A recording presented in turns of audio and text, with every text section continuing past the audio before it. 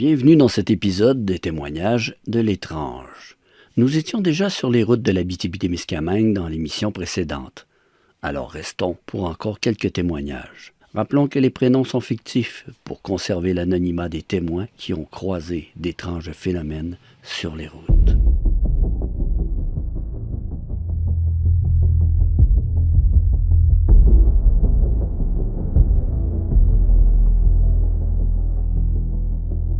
Le prochain témoignage est assez intriguant.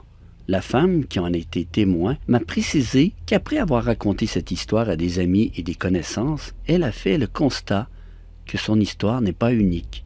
D'autres ont vécu ce genre de phénomène. Il y a quelques années, Lise a vécu une aventure assez spéciale. Elle était une femme dans la trentaine, dans ce temps-là, et comme tous les jours, elle empruntait la route 111 entre Val-d'Or et Amos pour son travail.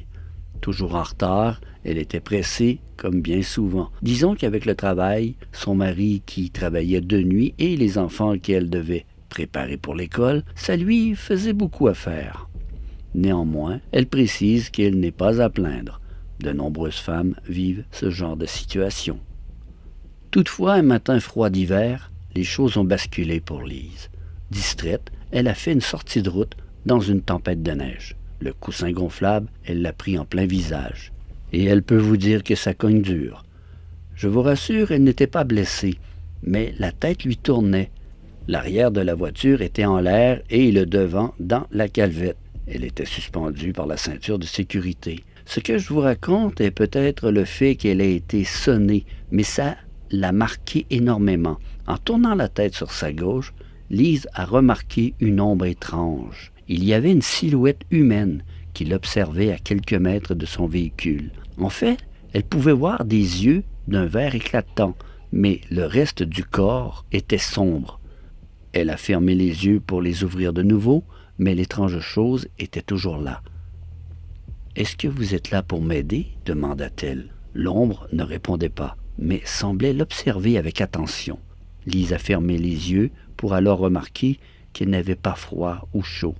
Elle ne sentait même plus la ceinture qui la retenait, même qu'elle a eu une soudaine envie de se laisser aller, quand une voix puissante l'a interpellée par son prénom.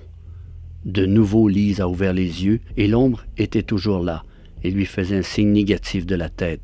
Soudainement, il se dissipa à l'instant où un homme arriva près de la voiture.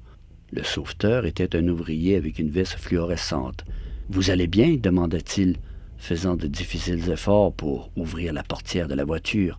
« Oui » mentionna Lise, un peu ébranlée, en ressentant le froid bien présent cette fois. Le Samaritain a sorti Lise du véhicule et l'aida à revenir en bordure du chemin.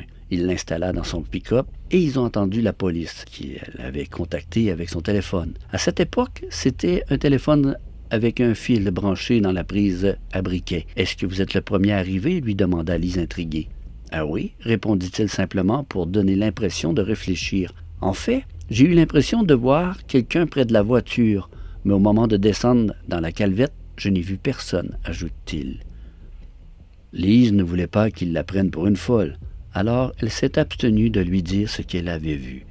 Après ce jour, elle s'est toujours demandé si c'était son imagination qui avait vu cette ombre. Mais ce qui la trouble, c'est l'impression que son Samaritain avait vu quelque chose lui aussi. Est-ce ce qu'on appelle un ange gardien qui a veillé sur elle? Qui sait? Restons sur la route où nous passons peut-être à côté de phénomènes qu'on n'a pas toujours le temps de voir. Dans le cas de Steven, c'était autre chose. Le choix de ne pas voir, il ne l'avait pas. Steven est un conducteur de camion et il a fait une même route depuis plusieurs années, soit la 113 Nord entre Sonterre et Chibougamau. C'est habituellement une route assez calme, avec très peu de trafic et cela particulièrement la nuit.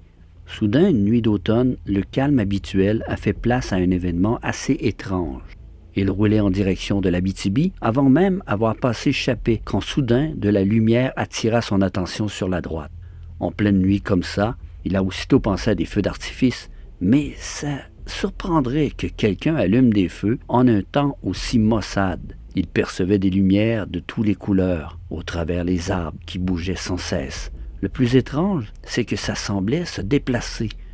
Il a ouvert un peu sa fenêtre pour entendre le son des feux d'artifice, mais au lieu de ça, c'était un sifflement à peine audible.